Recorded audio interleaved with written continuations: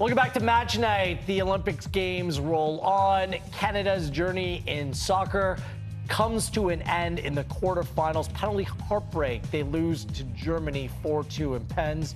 It was goalless throughout 120-plus minutes of football. A familiar story, but not a familiar ending for this Canadian national team. Gareth Wheeler, Jordan Wilson, John Conway with you here on Match Night. There were so many storylines, much of dysfunction and turbulence, and it was an emotional roller coaster from start to finish. But on the field, there were some decent moments for this women's national team. Unfortunately, their run, to try to make the podium for 4 consecutive Olympic Games, that comes to an end. That's a difficult feat, getting onto the podium 4 times in a row. Canada by no means played poorly, but it just didn't seem like they had enough in the tank or enough quality to separate them from the rest of the field. Obviously, the off-field noise, it took up a lot of space, Jordan, but how will the Olympic Games and the run by Canada be remembered by you?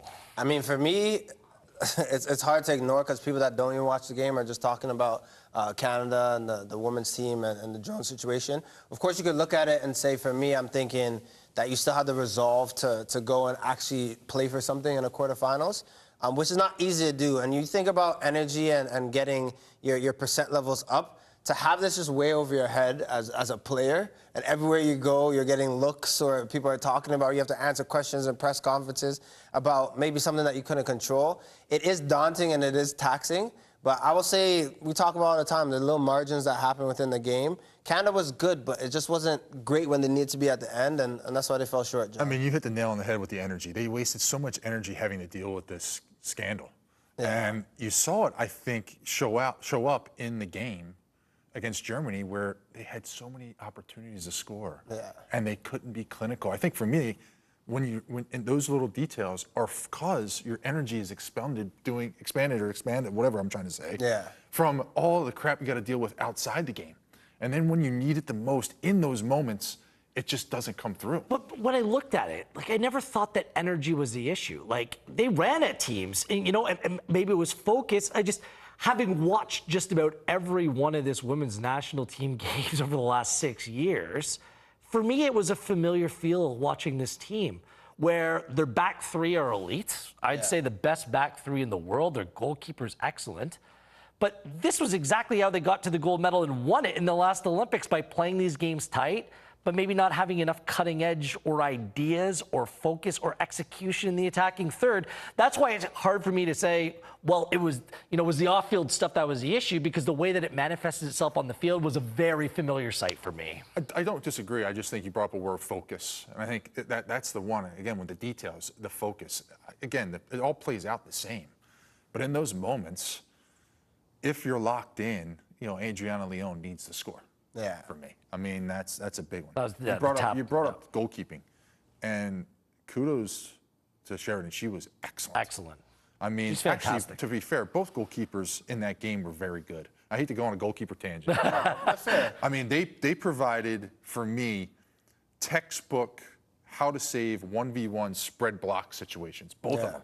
I mean, timing was perfect. The way they executed was perfect. And, if you're a young goalkeeper, again, you watch those back and you go, man, they both got it right there. And that, for me, is spectacular to watch. I know that you guys are on the other end wanting goals and this and that, but those key moments where they make those saves and it's critical timing, I mean, it's unbelievable. But I think, Wheels, also, too, we got to bring up, you brought it up about goals and players that score. I think it's tough when you play in 2 matches, you're behind, and you have to go and score 2 goals to win in that match. But then also the people who are scoring. Right? Strikers, we know, are adored and looked at in this game. No matter who you are, you're the players that get the job done. You're the player that gets a different type of salary because you score goals and change games. But you have Gilles scoring 2 goals. You failed to score against Germany. And you have these striking powers forwards and so many players to interchange. And that was the hardest decision for Bev Priestman going into this tournament. Who are you going to pick? And there weren't really players that, for me, stepped up in that moment to go and score goals. We were blessed in this country for so long having a true difference maker in Christine Sinclair, that she would be the difference between maybe coming away with a draw and going out and picking up the full 3 points. Maybe not in recent vintage or recent competition, but for years, even the U.S. women's national team, they had a number of players who were true difference makers. there's less and less of them in the women's game today. So I feel like Canada are good enough to hang around with the best of the best in the world. I think that Canada rightly is one of those teams. And for me, they weren't outplayed by Germany. Just it came down to penalties, where this year penalties haven't gone their way. In the Olympics before, that's how they got there. I feel like it's a lot of this is the same. I'm seeing the same thing over and over again. And I don't know if that's an indictment, because it just plays to their strength. They need to find ways in order to more efficiently be able to take advantage when opportunity presents itself. I look at Evelyn Vienne. Every time I see her play, she's dangerous. She's creating something. She's become a super sub for this team, but she's productive. Yeah. And in front of goal, she's probably your best attacking player in that category. Sure, other players can get out and run and do different things well. Who's going to put the ball in the back of the net? And they've never been able to answer that question since Sinclair was, past her best before date on the field. It's the same issue with this team. Elsewhere, they're world class. They need to find a way to solve that. And that's going to be what we expect, the next head coach's job. And Bev Priestman suspended for the next year. We'll see what the investigation brings about, the independent review. But it doesn't look good for Bev Priestman's long-term future with the Canadian national team. This is a big ask, and it's going to be a big task for Kevin Blue and Peter Agruso to get right. If and when they're looking for the next manager, is there a certain profile? Is there a certain name that would be preferable? Obviously, it seems like they've done a great job bringing Jesse Marsh to Canada. Like, what does that next candidate have to bring to the table? They need to bring someone who's familiar and who has a fire to lead soccer in this country. I have a glaring name. I feel like everyone who, if you're really looking at the women's national team, would probably pick the person that I have in mind. But someone that is just devout. Carmelina Moscato, hands down. You don't have to look far. You don't have to look under a rock. You have someone that has played for this country, who breeds football. This is how I know someone is ready to be a manager and a leader, is when night or day, 3 o'clock in the morning, they're ready to talk football and not just talk about it. They live it. So for me, that is a clear candidate, hands down. Yeah. I can't disagree with that. She's taken to learn her craft. She went to Europe to learn her craft. She went to Mexico to learn her craft. She's now in the U.S. learning her craft. As you said, I've had conversations with her as well over football, and she's got a fresh mind for it, and she'd be a logical choice. Obviously, someone familiar with the program, a hard worker.